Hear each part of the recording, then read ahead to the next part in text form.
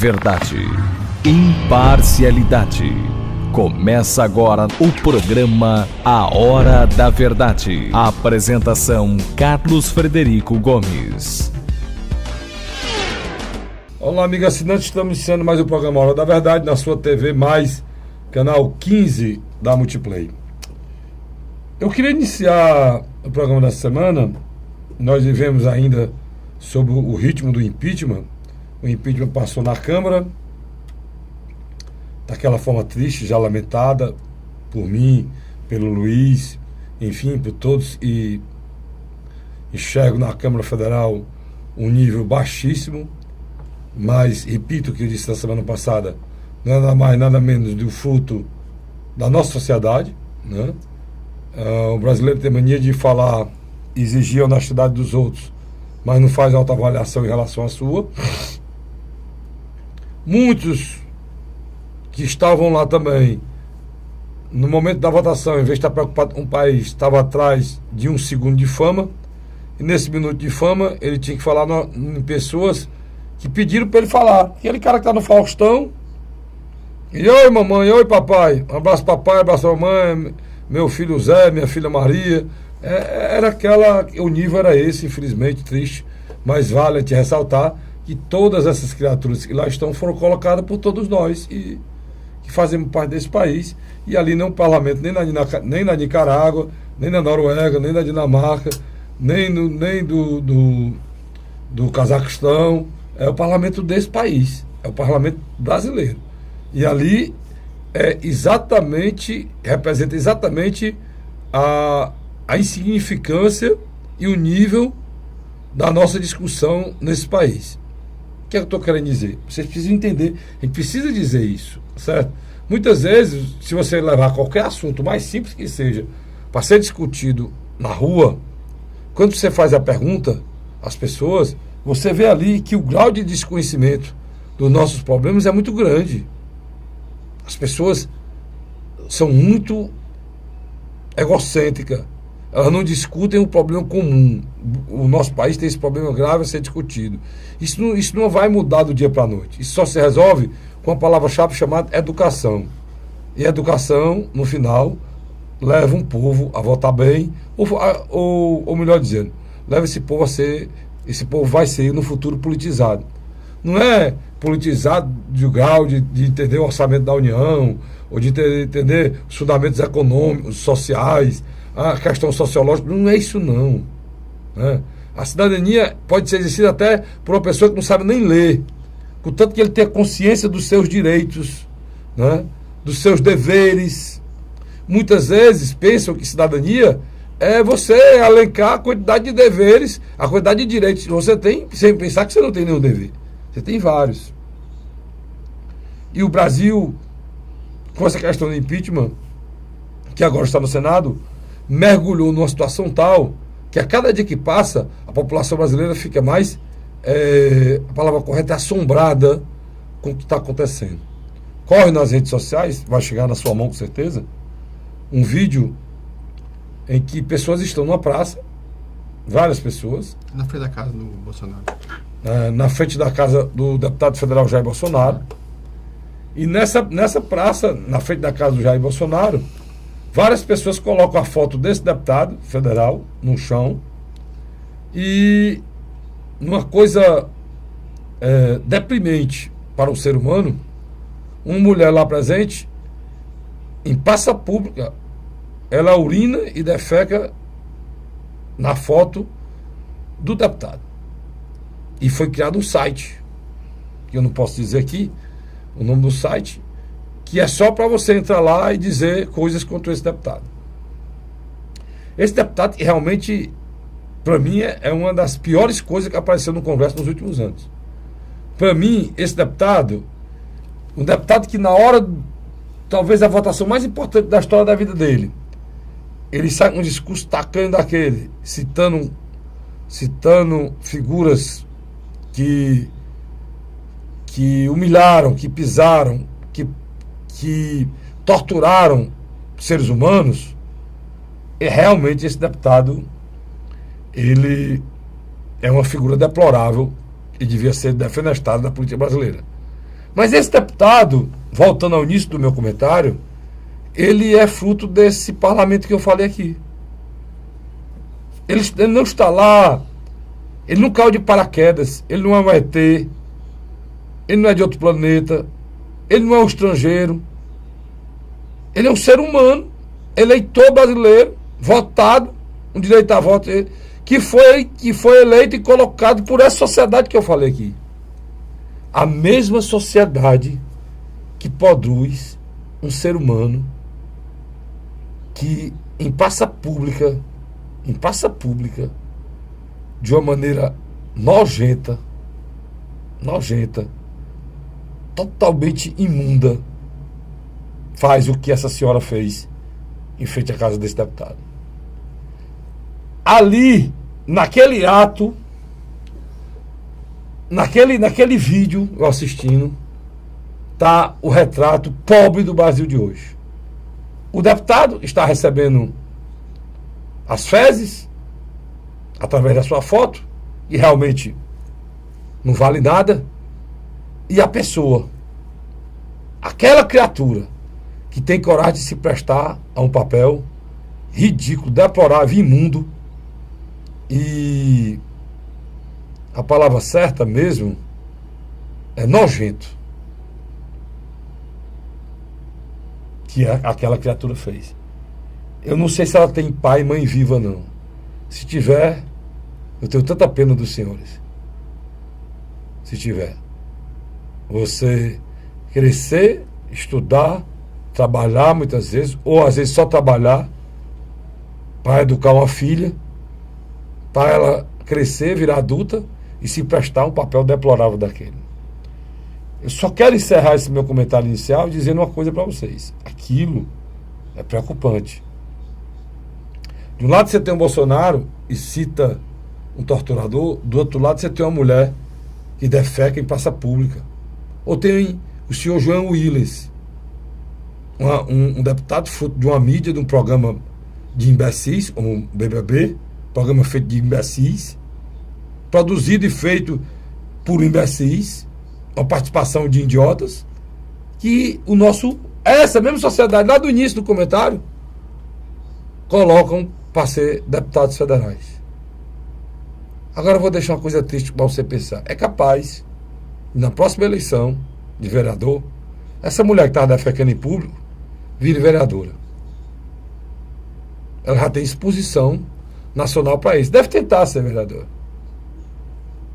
Porque os homens que estão tomando conta do nosso país, as pessoas que estão em torno do nosso país são bolsonaros, Jean Willis e essa coisa aí que está defecando em público, naquele momento dizendo que ela está protestando e sendo politizada. Nós vivemos um dos piores momentos da história do nosso país. E é lamentável que a gente não veja solução. De maneira nenhuma, né, Luiz? Você viu o vídeo? Vi.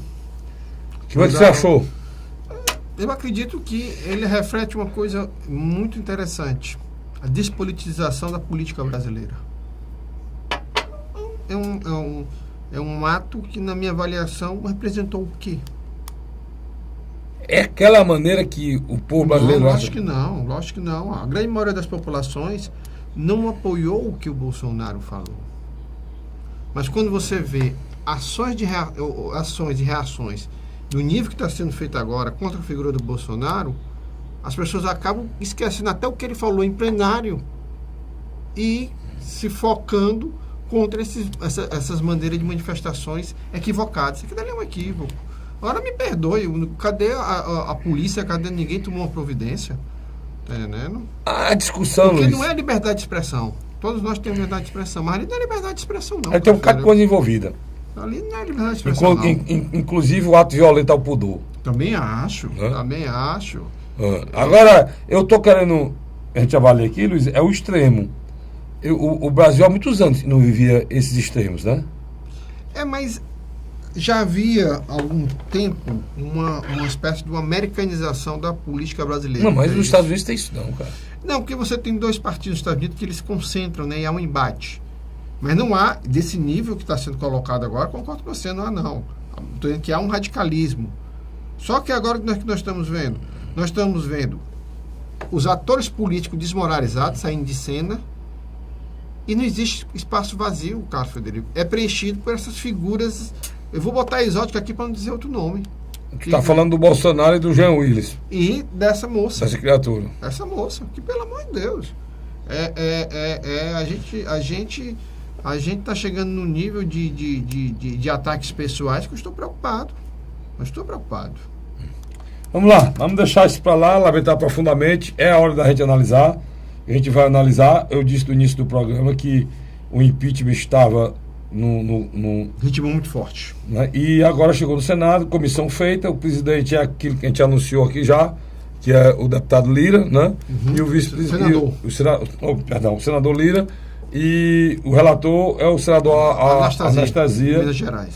De Minas Gerais, ex-governador de Minas Gerais. Por sinal, se for avaliar a questão técnica fora da questão política, ele é o mais competente que tinha ali mesmo para avaliar. Ele, inclusive, ele é professor de Direito Constitucional da Universidade Federal de Minas Gerais. É porque a indicação é feita pela proporcionalidade das bancadas, né? E foi escolhido, para ser mais eclético possível, foi escolhida a questão do bloco, né? Exatamente. Mas a questão do bloco. E o bloco do PSDB, o que é o bloco da oposição, é o maior bloco lá, né? Por isso que, segundo maior bloco, né?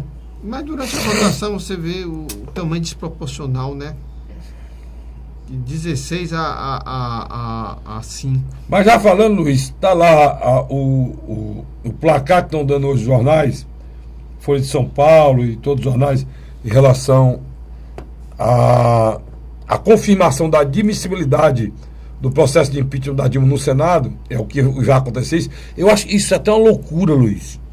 Porque se a Câmara Municipal admitiu o processo de impeachment por 2/3 da Câmara, ou seja, no quórum qualificado, 342 votos para ser mais exato, não tem como o Senado. Não, o Senado vai só ratificar. Não tem como o Senado destruir, através de maioria simples, Luiz, um quórum qualificado da Câmara. Tu não acha isso errado, não? É totalmente errado isso. Como é que uma maioria simples de uma casa poderia destruir um quórum, a maioria simples? O que é a maioria simples? A maioria dos presentes. Por exemplo, se são 80 senadores, tem que ter 40. A metade mais um para a sessão poder ser deliberativa. Estou dando um exemplo. E essa sessão com maioria simples, ou seja, 21 deputados, 21 senadores, né? Aproximadamente 21 senadores, tem o poder lá no Senado de destruir um quórum de 342 deputados. Isso é uma loucura, cara. E isso está na lei. Agora estão seguindo lá. Mas o que dizem. É o rito. Está seguindo o rito. Esse rito maluco aqui foi determinado pelo Supremo. Agora, o que eu tenho aqui hoje, o que a gente tem de conhecimento, é que hoje já tem 51 senadores que votariam a favor do impeachment, ou seja, confirmariam a decisão da Câmara. Você ia dizer o quê? E o Bonense, não. Nós temos uma figura como o presidente do Senado, Renan Calheiros, toma café com a presidente, almoça com Lula, acabou de jantar nesse exato momento com o Michel Temer e o Aécio. Quer dizer, você nota que os caras não têm bom senso. Não há bom senso. No meio dessa esculhambação estamos nós, né? Estamos nós. E o país afundando. Diria um amigo meu, para o mundo que eu quero descer. Porque eles falam, o Luiz fala o país afundando, né? O país está afundando. O país tem uma escola muito parecida, interessante. Agora mesmo o governo está mandando, vai chegar ao Ceará a vacinação contra H1N1, né?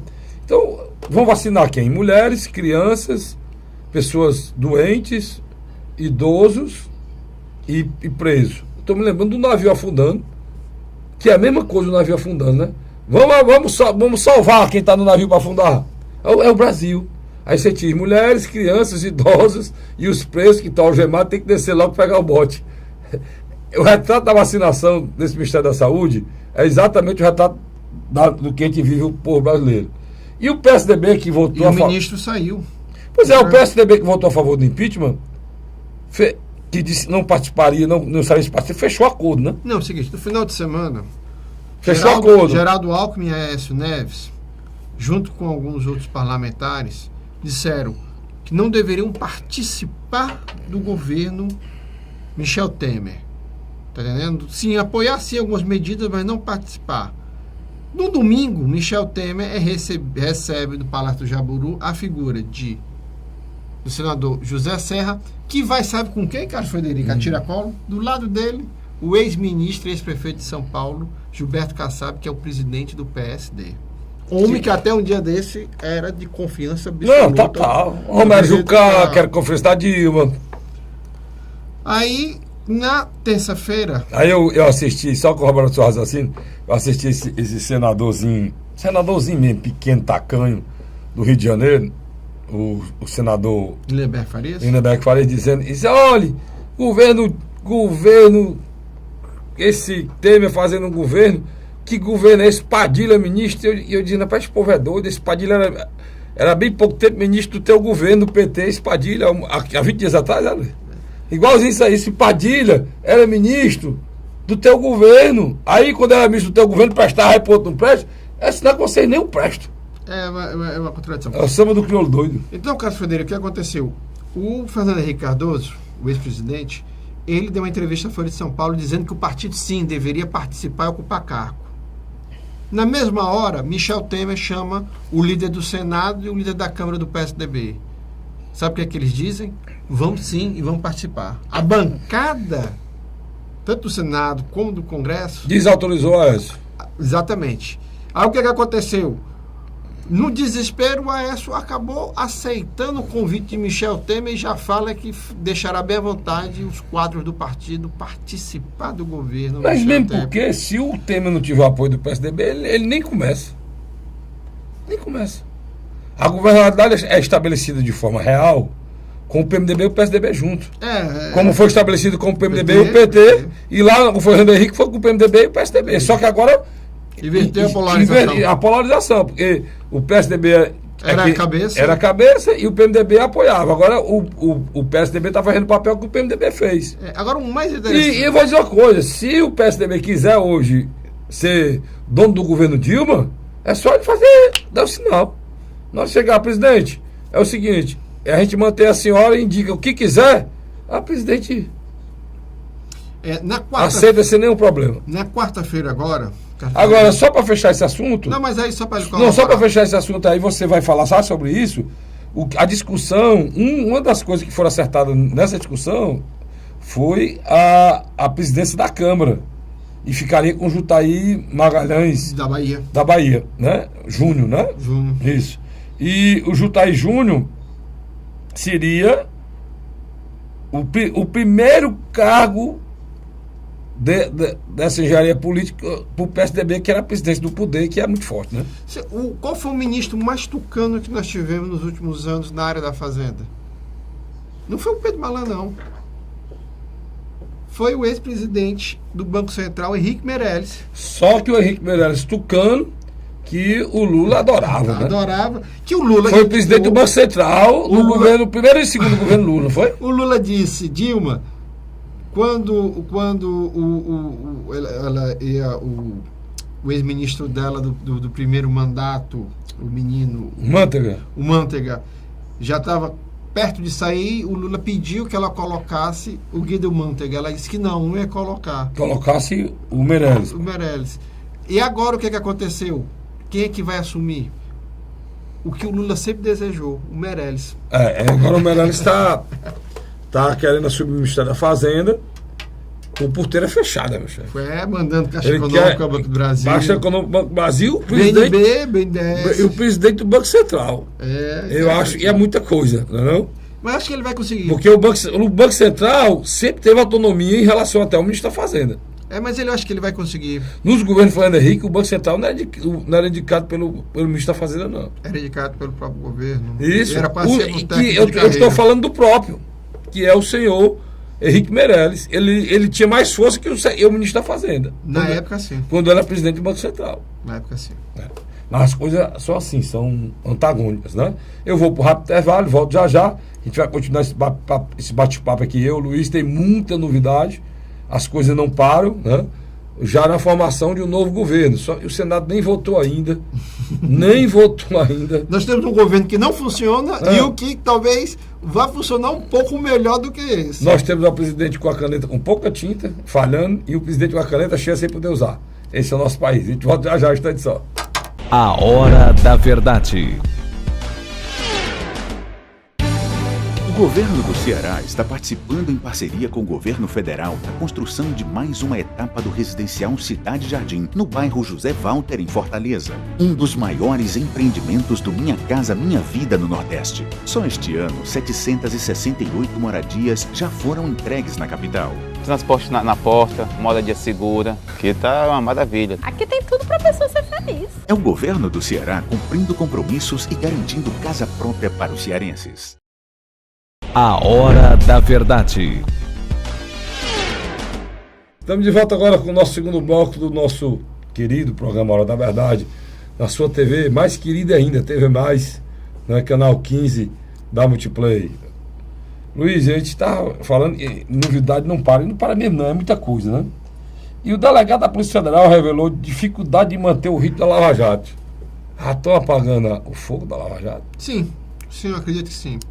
Eu acredito que a maioria das instâncias que foram primordiais para a saída de Dilma Rousseff, eu acho que eles também estão tirando um pouco o pé do acelerador para que o país respire e a economia respire. Vou dar um exemplo bem simples e objetivo. Tá entendendo?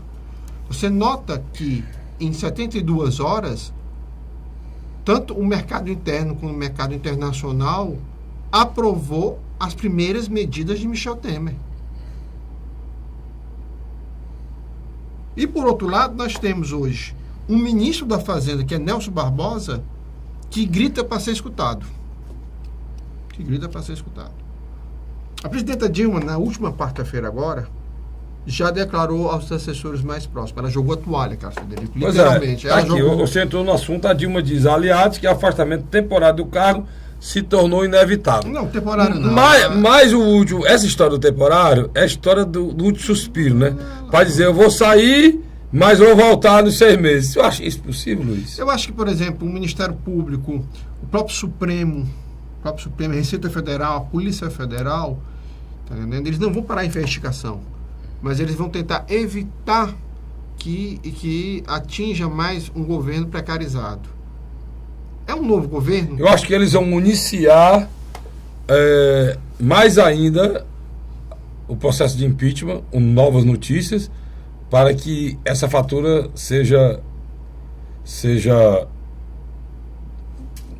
liquidada. O Fernando Henrique Cardoso, ele que está... E aí você acha que dá uma parada para que o país respire e a popularidade não atinja o novo governo, é isso, momento? Fernando Henrique Cardoso chegou para Geraldo Alckmin e disse, Geraldo, se você não fechar um acordo, você e o Aécio, com Michel Temer, o grande vitorioso é José Serra, que deverá ser um ministro da Educação.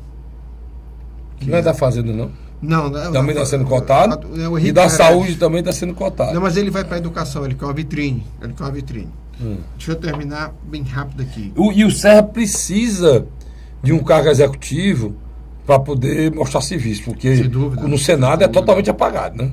Sem dúvida. No Senado ele tem aquela qualidade de um homem público reconhecidamente competente, mas ele não sabe usar a tribuna do Senado para se projetar, né? Agora, vou lhe fazer uma pergunta e você vai me responder bem rápido. O processo do Tribunal Superior Eleitoral foi feito por quem? PSDB. Não foi, com certeza. Se a Dilma cair e ele tirar o processo, morreu. Acabou. Michel Temer não será mais julgado. Aí que está a nuance desses acordos de bastidores. Então, se a Dilma for caçar, você está colocando aqui o PSDB, ele tem uma bomba na mão, com controle remoto na mão. Mas vai desarmar. Eu desarmo a bomba, mas me deu o que eu quero, é isso? Exatamente. Pronto, o processo... A única coisa que ameaça o Temer é o processo do TSE. Exatamente. Para você entender, o processo do TSE, ele pede o julgamento e o afastamento da chapa. Mesmo que haja o impeachment o Michel vire presidente, se houver o julgamento e decretar o afastamento da chapa, tem uma nova eleição. Ou, se for até o final do ano, uma nova eleição feita por mim e por você, a população votando, e se passar de dezembro, ou seja, entrar em 2017, é uma nova eleição feita pelo colégio eleitoral, ou seja, o Congresso Nacional. Isso é quem determina a lei. Mas o Luiz está dizendo que o PSDB sozinho, por uma decisão monocrática dele, do partido, ele pode retirar. Retira o processo. E acabou. E acabou? Acabou. E na hora que ele quiser tirar, o processo para? Para. O tribunal não tem a obrigação de investigar. Aí que eu acredito que o próprio Gilmar Mendes também deverá acompanhar. Porque eu quero te lembrar o seguinte: as contas da chapa tinham sido aprovadas. Com ressalvas. Com ressalvas, mas tinham sido aprovadas. Depois foram reabertas. Elas foram reabertas depois da denúncia do PSDB. E depois da denúncia se viu que havia uma ligação muito forte com o Lava Jato. Com a Lava Jato, as provas mostravam isso. E houve a reabertura do caso. Eu não sei, aí eu tenho uma dúvida. Eu não sou jurista, né, Luiz? Eu não sei se uma retirada unilateral aí do PSDB pararia o processo, não. Tinha que conversar para ver se realmente... Porque a nível de tribunal a história é outra, né, Luiz? Mas com a saída da Dilma, muda o foco. O que é que está acontecendo? Querendo ou não, Carlos Frederico, nós estamos criando uma expectativa em cima do governo Michel Temer. Inclusive, essa frase dela de dizer a pessoas próximas que o seu afastamento se tornou inevitável, ela jogou a toalha, né? Não, ela jogou a toalha totalmente. Agora, o que nós temos que ver e analisar com bastante cautela é o seguinte: Michel Temer conseguiu uma base sólida no Congresso? Conseguiu, Carlos Frederico. Agora, Luiz, mas você... Tanto no Congresso como no Senado. Você se esqueceu de uma coisa. A presidente Dilma, ela ainda tem a chance da renúncia, né? Mas ela não tem essa grandeza. Se ela que usar essa chance, ela pode provocar, acenar uma nova eleição e houver uma pressão em cima do Temer para que ele renuncie também e haja uma nova eleição. Não tem ninguém falando sobre isso, mas eu tenho isso na cabeça muito claro. Carlinhos, os parlamentares do Partido dos Trabalhadores, do Partido Comunista do Brasil, do Partido Democrático Trabalhista... O Lula está trabalhando na questão da nova eleição, você sabe disso, né? Disso. Mas quando eles voltam para suas bases no final de semana, eles estão reunindo os seus assessores, e principalmente aqueles que têm cargos no governo federal, já estão avisando para esvaziar a gaveta. Michel Temer deixou bem claro. O primeiro ato com o Diário Oficial é colocar, somente desses 3 partidos que eu citei aqui, todos para fora. Não, cai todo mundo. Mas especificamente, esses 3 partidos. Vamos lá. O PT, o PCdoB e o PDT. Ele simplesmente vai passar a mesma vassoura e vai o rodo e vai colocar para fora. Por exemplo, a CUT e o MST rejeitaram as propostas de direta já por quê? Que a proposta, estou falando da nova eleição. Na reunião que tiver lá, a CUT e o MST rejeitaram a proposta de uma nova eleição. Mas por quê? É isso que eu estou querendo saber. Uma coisa simples e objetiva. Essas organizações, elas só sobrevivem com os recursos públicos. E já houve emissários de Michel Temer dizendo que nem tudo será perdido. Você vê o que é nossos movimentos sociais hoje no Brasil. São tão dependentes da máquina pública que é imaginável hoje eles fazerem e repetir o que faziam mais de 20 anos atrás. Quanto mais não diz por quê. Dilma e Lula discutiram as diretas já nessa semana o movimentos sociais em Brasília, CUT e MST. O movimento dos trabalhadores rurais de sem terra são contra a ideia. O MSST é que é a favor, sozinho. Praticamente isolado. Dentro do próprio Partido dos Trabalhadores, eu acredito que vai surgir 2 dissensões. 2 grupos vão sair. Um, que vai formar um novo partido de centro-esquerda, e outro grupo que talvez vá para um partido mais moderado e vai apoiar o governo Michel Temer. Porque tem deputado que hoje não tem mais outra base senão a base do fisiologismo. Que precisa do recurso do governo federal.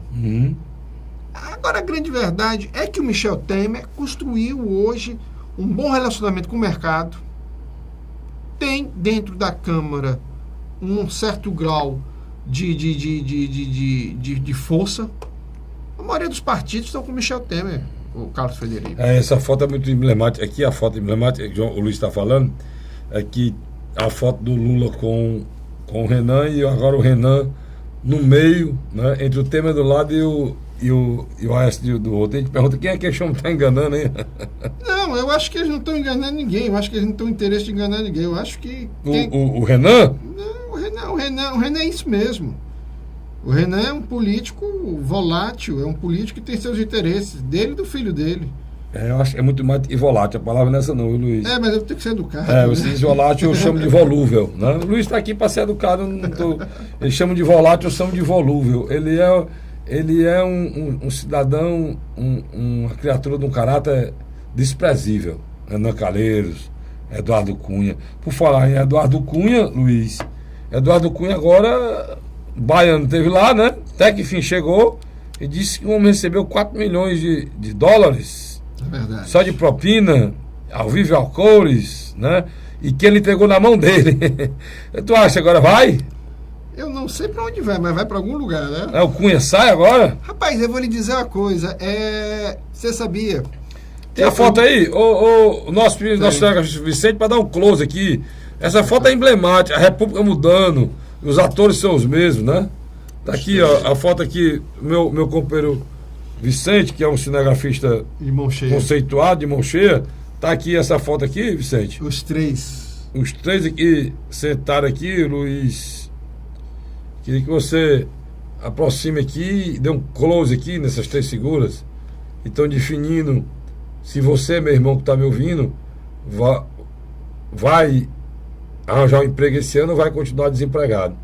Só que eles não têm ideia o que é desemprego, não. Tem uma música do Fagner.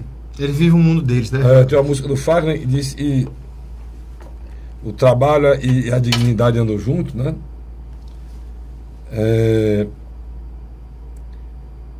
Ele não sabe que um pai de família desempregado é muita tragédia. Maria, é muita tragédia. Nem fale. Quando você está falando de uma casa sem luz, ou de uma dona de casa sem água, ou a falta de um alimento na mesa, o remédio, a humilhação de recorrer a parente para sobreviver, e o homem, né, o cidadão, que carrega o peso de seu São José, como eu digo sempre, e angustiado, muitas vezes só, faz loucura na própria vida.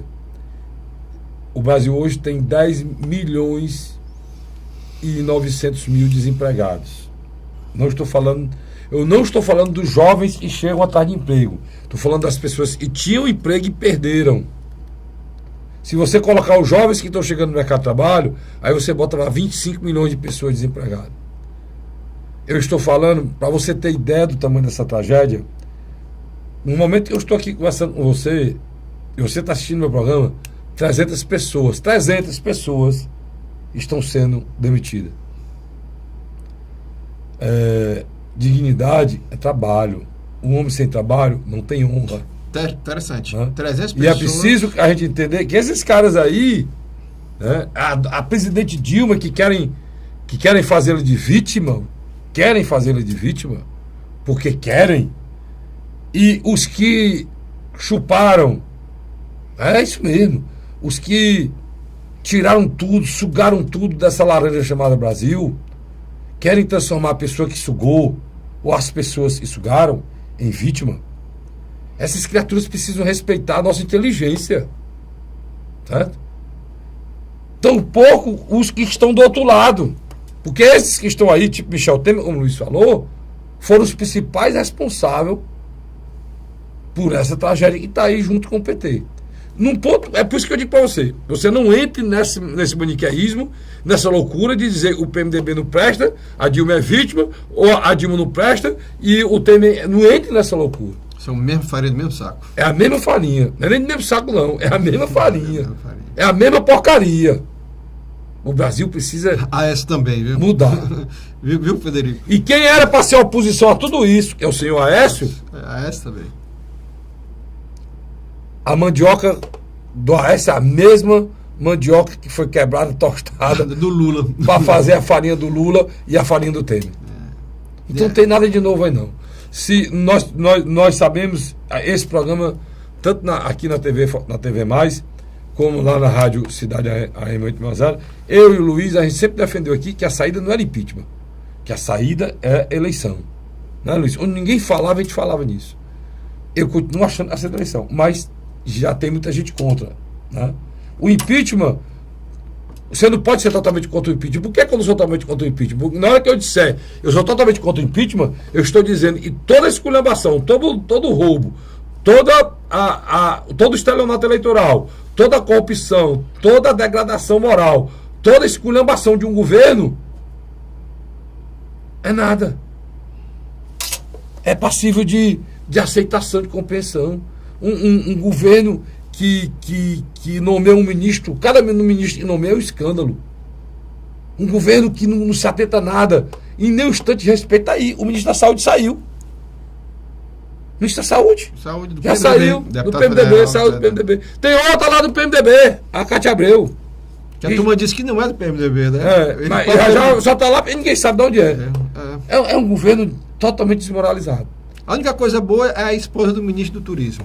Ali eu vou te contar. A esposa, que ele está falando aqui, a esposa do ministro do Turismo que ele está falando aqui, é uma criatura que foi lá posar, porque a atriz, dentro do gabinete do coisa, fazer uma molecagem, uma palhaçada. Ex-Miss Bumbum do Brasil de 2013. Uma molecagem, uma palhaçada que não precisa ser repetida, porque o governo já tem desgaste demais. E ela disse que era uma mulher do lar e recatada. Mas o governo já tem desgaste demais e essa notícia no Bom Dia, no Bom Dia Brasil, ela batendo foto com o ministro ou o marido lá dentro, e aquilo, uma primeira-dama do turismo. Rapaz, o Brasil não tem primeira-dama de ministro, não. É brincadeira. É molecagem. Esse país precisa ser visto com mais respeito. É esse o nosso grande problema. Tá certo, Luiz? E para complicar a situação é o seguinte: o ministro que assume hoje, ele sabe que vai passar tão pouco tempo, mas tão pouco tempo, que a Dilma vai ter dificuldade de indicar determinados cargos agora, porque eu acho que ninguém vai querer. Ela não vai indicar nada, Luiz. Ela não vai indicar nada, cara. Quem assumiu aí foi os interinos. Esse cara mesmo que assumiu o turismo é interino. Esse Marcelo Cabo assumiu interino. Não pode indicar nada aqui no dia 12, cara. A saída dela está prevista para o dia 12 de maio. O dia é hoje. Nós temos 10 dias, 12 dias aí para esse desfecho. Então tem que indicar nada. O que é necessário a gente colocar aí com muita clareza é que isso precisa terminar. Porque, repito, enquanto eles brincam, enquanto eles fazem chacota, enquanto eles fazem molecagem no Palácio e nos ministérios, a população brasileira sangra. A população brasileira literalmente morre. Eu vou terminar esse bloco lembrando que todo dia eu vejo notícia deplorável desse estado brasileiro de coisas, Luiz. Total. Essa semana no Mossoró, as pessoas estão morrendo porque faziam um tratamento de câncer, Luiz. Não fazem mais, não tem como fazer mais nem quimioterapia e nem radioterapia. E os caras só discutem cargo, só discutem posição, e é um ministério feito de moleques, feito de políticos sem nenhuma formação, nem moral, muito menos técnica, para assumir esse ministério. Eu espero que o novo presidente não faça a mesma coisa. Né? O Michel Temer está tentando trazer um pouco mais de... Mas eu quero que você me responda no próximo bloco se ele vai manter essa imoralidade aí de 40 ministérios ou está falando em reduzir. Você vai saber já no próximo bloco, sai daí não. Fique com a gente. A Hora da Verdade. O governo do Ceará está participando em parceria com o governo federal da construção de mais uma etapa do residencial Cidade Jardim, no bairro José Walter, em Fortaleza. Um dos maiores empreendimentos do Minha Casa Minha Vida no Nordeste. Só este ano, 768 moradias já foram entregues na capital. Transporte na porta, moradia segura, que tá uma maravilha. Aqui tem tudo pra pessoa ser feliz. É o governo do Ceará cumprindo compromissos e garantindo casa própria para os cearenses. A Hora da Verdade. Estamos de volta agora com o terceiro bloco do nosso programa A Hora da Verdade. Eu estava dizendo pro Luiz, 40 ministérios de novo, cara. Agora, é interessante. É 40? Tu acha que ele mantém esse 40? Não, ele não mantém. Aí, o A gente que vai pra quê? acontece? Pra 15? Ele vai fazer uma jogada de marketing político-administrativo. É marketing mesmo, cara, Frederico. Por quê? Muitos desses ministérios têm status, são secretarias que têm status de ministérios. Então, o que ele vai fazer? Ele vai juntar 2 ou 3, vai tirar só alguns cargos, poucos, mas, no geral, quando você pega um ou dois ministérios vou dar um exemplo aqui. e funde, Carlos Frederico, a maioria dos cargos ficam. Então, se ele amanhã apresentar 25 ministérios, é praticamente os mesmos cargos dos 40. A única diferença é que são menos pessoas com nome de ministro. Só isso. Segundo Vou dar um escalão, exemplo aqui que o Luiz está falando. Transporte, e portos. porto e aviação. Pronto, ele vai ajudar. Que Educação e esporte. a educação Ele pode junta juntar ação e esporte. Educação e cultura. Aqui, esse ministério que inventaram aí da mulher, de igualdade, não sei o quê, isso aí junta tudinho no Ministério de Igualdade, alguma coisa assim. Não. Então é apenas nomenclaturas. Então ele vai fazer essa coisa que no primeiro momento as pessoas ficam impressionadas. Olha, ele acabou com 10, 15 ministérios, diminuiu os cargos. Não, a maioria só para inglês ver, né? A maioria dos cargos vão estar lá. Cara, Frederico, vamos bem aqui. Deixa eu te fazer uma pergunta aqui, Luiz. Nós estamos desenhando um novo governo, novos partidos, nova composição, nova base aliada. No caso, o que se desenha é um governo do PMDB, né? Com o PSDB hoje. Com o principal PMDB, com o principal aliado o PSDB e com outros aliados importantes, como o PPS, como o DEM, né? Mais, Luiz, me ajuda. Por favor. Você colocou 2. PMDB e PSDB. Você colocou 2 importantes. O PPS e o DEM. PMDB, que são partidos que há muitos anos estão na oposição. Não, vão voltar a ter cargos. E que participaram ativamente do impeachment. Aí coloca aí, por favor, o PRB, que é ligado à Igreja Universal. PRB, a Igreja Universal. O aí PR... O PR também pode ser. PR também, que o PR é ligado aqui o doutor Lúcio Alcântara. Aqui, exatamente. Né? Aí você coloca, depois do PR, você coloca o segundo partido dessa coligação, que é o PP, Partido Progressista. PP, que inclusive está discutindo o Ministério para o PP. Não, ele vai receber o Ministério da Saúde. E você deu notícia aqui que o Kassab vinha junto um homem do lado, o PSD também. Você botou o PSD. Botei o PSD aqui. O PTB, do Roberto Jefferson. Esse é o principal, faz parte da base com certeza, o PTB. São esses os principais, praticamente. Então, 1, 2, 3, 4, 5, 6, 7, 8, 9. Esses 9 partidos são PMDB, PSDB, PPS, DEM, PRB, PR, PP, PSD. Porque são os partidos, e PTB. São os partidos que têm mais de 20 deputados, então são partidos que, na minha avaliação, com exceção do PPS, mas é como você vê como é que histórico. Isso aqui está virando governo, era governo na federal. A maioria, quase todos aqui eram governo federal, quase todos. Era um governo federal. Veio o novo governo, excetuando o PSDB, o PPS e o DEM. O resto tudo é novo. O resto tudo era do governo, continua no governo. Coloque o SD, Solidariedade. Solidariedade. Aqui no Ceará é interessante. Esses partidos, quase todos aqui no Ceará, eles são oposição ao governo estadual. São. Vamos lá, vamos começar primeiro. PMDB é oposição. Vamos pegar os principais de oposição. PSDB é oposição. Aí que está o X da questão. PPS... Não, é situação, é apoia. Ele apoia a prefeitura. Mas não tem deputado estadual. Nem estadual federal. Elegeu, mas eles acabaram saindo. O PPS federal não apoia o Cid aqui, adversário de Sobral, que é o senhor Musa. Não está no PMDB. Saiu, pois é. Por isso não tem mais. Não tem mais. Estadual e o federal que tinha... continua a oposição. O DEM, o deputado estadual é oposição e o Moroni tem uma certa neutralidade. Mais ligada a Roberto Cláudio. Exatamente. O PRB... O pastor Ronaldo Martins, que é deputado federal... É adversário do governo e do município. O PR, Capitão Wagner, adversário do governo e do município. Wagner. O PP... Aí que está o X da questão. O PP... que era... vamos com calma aqui. Era amigo, era ligado ao Zezinho Albuquerque, montado pelo Zezinho Albuquerque, né, o PP, ligado e montado pelo Zezinho Albuquerque. Na presidência, Padre Zé, amigo do Cid. Receberam Adair Carneiro, e Adair Carneiro deu um balão em tudinho. E Macedão. E o Adail deu um balão em tudinho. Não, receberam dois federais, o Macedão e o Adail Carneiro. Isso. O Macedão eleito pelo PSL e o Adail Carneiro eleito pelo PHS. Só que esses dois federais,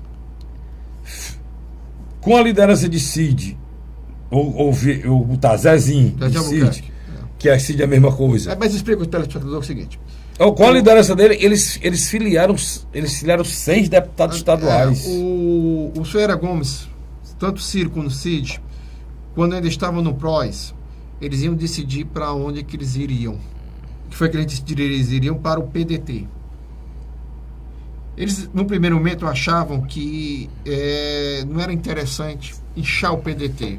Porque o PDT era um partido já organizado em todo o estado, né, Carlos Frederico, que teria muita dificuldade de alocar a base. Eles quiseram pulverizar e fazer outra força política. Aí o que acontece? O PP era a segunda opção. E colocaram o presidente da Assembleia, José Albuquerque, ou Zezinho Albuquerque, para coordenar. Só que o Zezinho continua no PDT. Só que o filho do Zezinho, que é prefeito... Era o primeiro vice. De Massapé, era o primeiro vice. E o presidente era... O Padre Alinhares, homem amigo de confiança. Só que, o que aconteceu? Eles acharam interessante inflar esse partido. Adail Carneiro ia ser secretário de Roberto Cláudio. Era assessor do governador já. Já era assessor. Aí foi ser assessor especial do governador Camilo Santana. Saiu do PHS, onde se elegeu deputado federal, foi para o Partido Progressista. Na véspera das eleições, da votação, que foi que decidiram que ele tinha que deixar o cargo dele e votar lá pelo não. Esse foi um grande erro. É melhor ter deixado suplente lá. Suplente. Que era Paulo Lustosa, suplente. Exatamente. Aí o que acontece? Esse foi o grande erro. Foi o grande erro. Quando ele chega em Brasília, chega a almoçar naquele domingo com Dilma Rousseff, no Palácio. Inclusive tirou uma foto ladeado pela presidente, dentro do gabinete da presidente, que a gente, como a gente já disse aqui, pouquíssimos deputados entram. E entrou a bancada do Ceará toda. Aí ele recebe uma ligação de Ciro Nogueira, senador pelo estado do Piauí, presidente nacional do Partido Progressista, pedindo que ele voltasse junto com os interesses do partido, que em troca ele receberia o partido no estado do Ceará. E ele não pensou nem duas vezes. Pensou nem duas vezes. Votou de acordo com os interesses do partido. E hoje, meu irmão, o presidente da Assembleia... de quarta para quinta. De quarta para quinta. Ontem o presidente da Assembleia... Ontem mesmo o presidente da Assembleia... Tanto quarto como hoje. Deu uma declaração furiosa em relação à atitude do Adail, porque hoje tem 6 deputados estaduais ligados à base, à base do Camilo, que estão dentro de um partido que está indo para a oposição, né? O bom não é isso, não. Que votou contra a Dilma, que eles dão apoio, e está indo para a oposição. Ou está o samba do crioulo doido. Deixa o telespectador, às vezes, essa nomenclatura de partido, ele fica um pouco doido. Ele não compreende. Para que tanto partido é isso? É o seguinte, os partidos, principalmente, são veículos eleitorais. E outra coisa, o PP é um partido com um tempo grande. Dentro da coligação do governador, com a saída do PMDB da base, com a saída do PSB da base, o PP, depois do PT, era o partido com mais tempo de televisão. Deixa eu te dizer uma coisa. Aí o que acontece? Se você tirar o PP da coligação de Roberto Cláudio... É isso que eu quero chegar. Diminui uma boa parcela, uns 20% do tempo de televisão do Roberto Cláudio. E do jeito que o presidente bateu hoje, eles não querem mais esse partido da base. Agora, deixa ele dar um outro... O presidente que eu falo, o presidente Zé Albuquerque bateu. Do jeito que ele falou hoje, inclusive levando a outros deputados a partir para cima. Né? Agora, deixa ele botar um outro fato aqui para você raciocinar. Almir Pinto, fundador do partido do PSD, Partido Social Democrático do Gilberto Kassab. Terminou 2014 brigado ou aliado dos Ferreira Gomes? Brigado. Quem foi que assumiu o partido? Domingos Filho. Isso, PSD, e o Partido da Mulher também está com ele. Botou, no primeiro momento, a esposa, prefeita de Itauá, e agora no segundo momento botou o filho, Domingos Neto. Esse partido agora é aliado. Só que um detalhe. O Domingos Neto votou contra a orientação do partido. Aí, deixa eu terminar que você vai entender. Ele votou com o governador Camilo e com o ex-governador Cid. Perdeu o partido.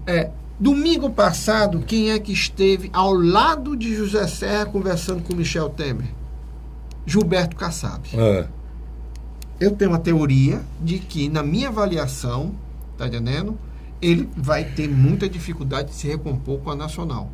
E nós sabemos, vamos ser sinceros aqui, José Serra é inimigo aberto dos irmãos Gomes, assim como os irmãos Gomes são adversários ferrenhos de José Serra. E Gilberto Kassab é unha e carne com Serra. Então, vamos aqui levantar uma hipótese. Eu estou dizendo que isso vai se confirmar. Se sair esses dois partidos, PP e PSD, aí já vão quase 40% de tempo de televisão de Roberto Cláudio. Essa história do PSB tem que aguardar. Mas eu estou aqui só...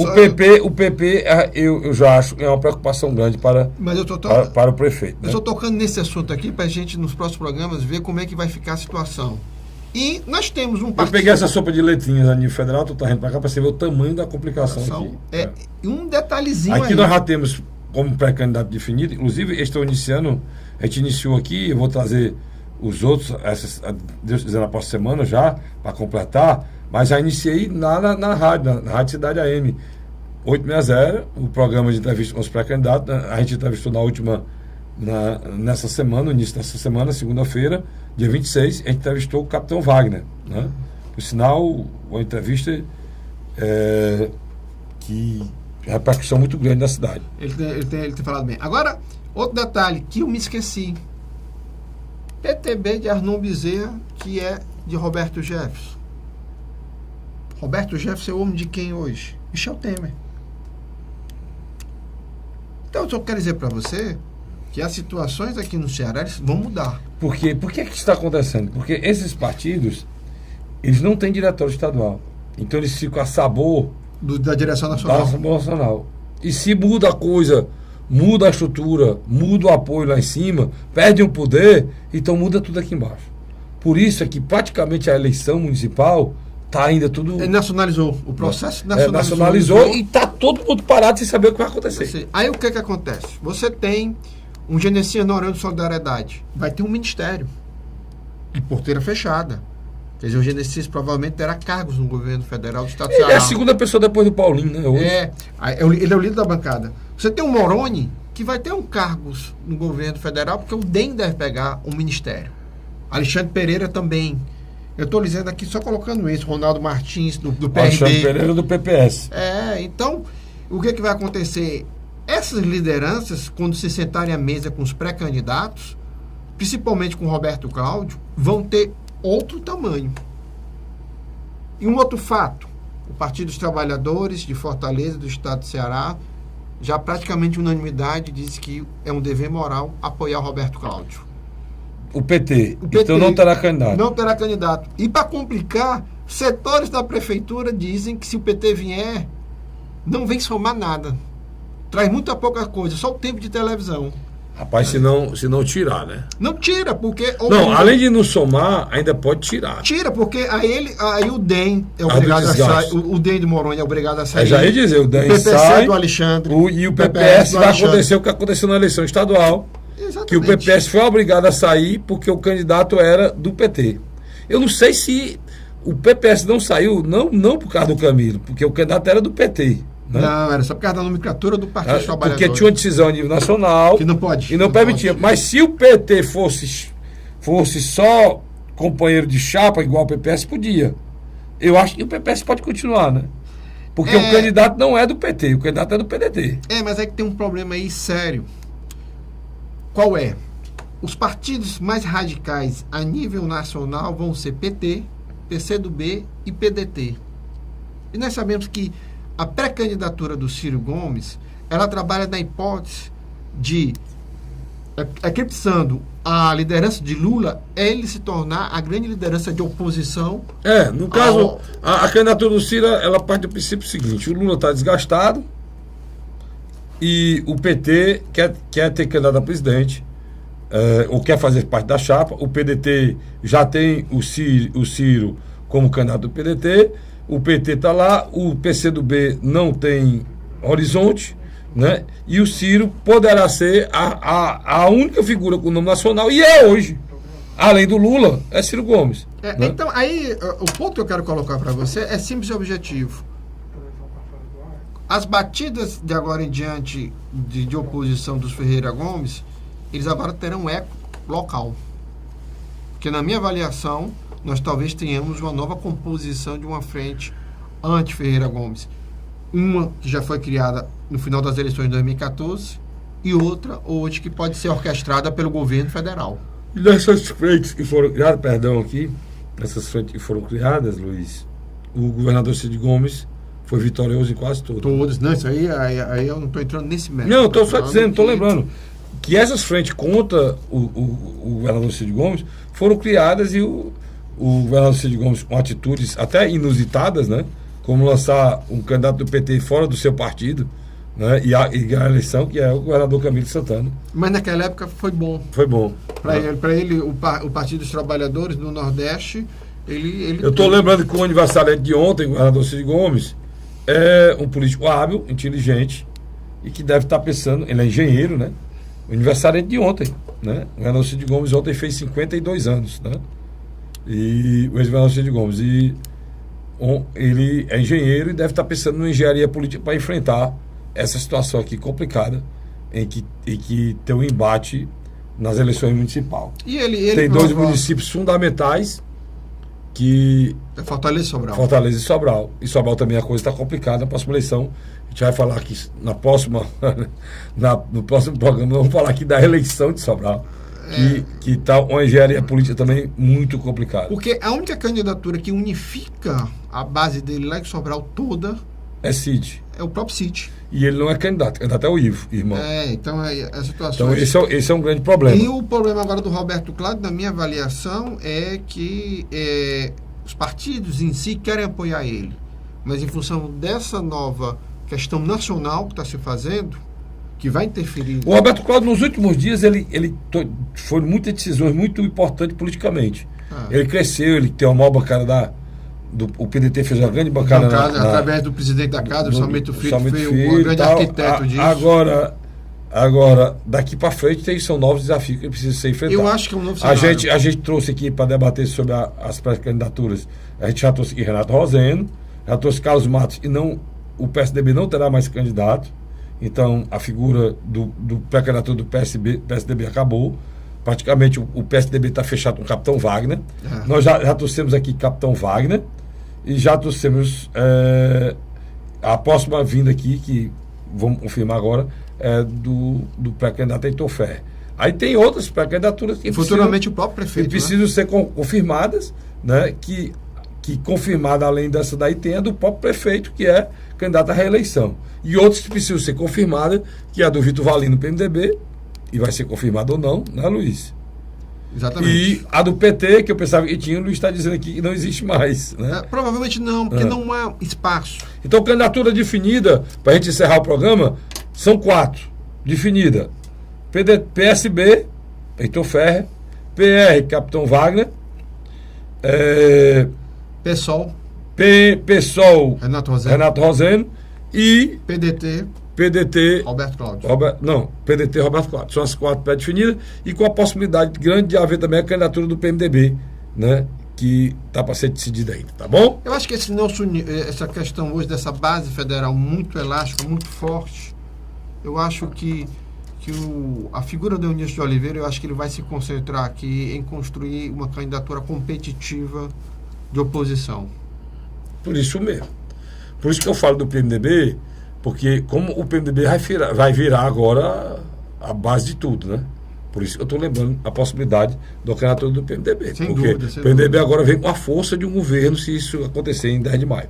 E um governo que daqui a 3 meses pode estar nadando em um mar de rosa, no sentido de que, criando uma perspectiva de governabilidade, né? Que hoje só a população sentir uma perspectiva de melhora, mesmo não tendo uma melhora real naquele momento, já faz a diferença. Tchau, Luiz. O Luiz resolveu falar agora, o programa acabou. Vamos para a próxima semana, né? Na próxima semana a gente volta, se Deus quiser, contando a sua audiência. Até lá.